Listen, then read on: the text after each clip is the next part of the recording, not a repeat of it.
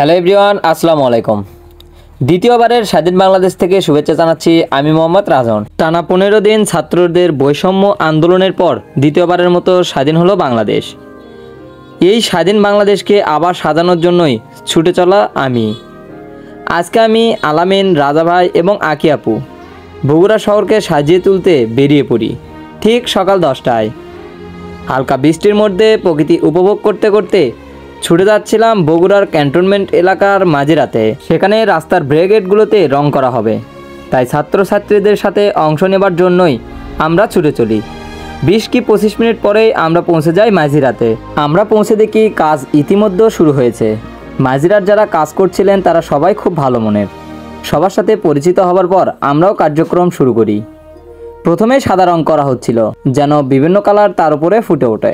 রাজা ভাই এবং আকি আপু যেহেতু সেলিব্রিটি, তাই তাদের সাথে ছবি উঠাচ্ছিল ছাত্রীরা। এভাবে দেখতে দেখতে প্রায় 100 জনের বেশি জমা হয় মানবতার কাজে, নিজ শহরকে রঙে রাঙিয়ে তোলা। তাই হয়তো এই সুযোগটি কেউ হাতছাড়া করছে না।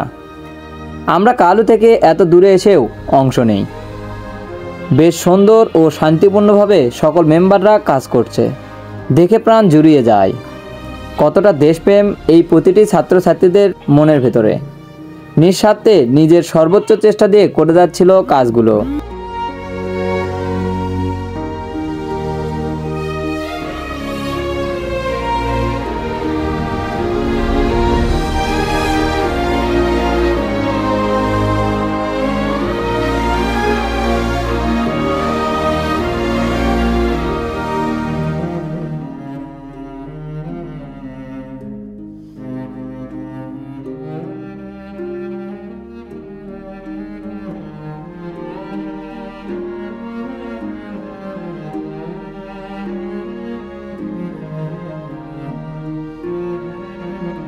এ যেন এক অন্যরকম দেশ গড়ার চেষ্টা।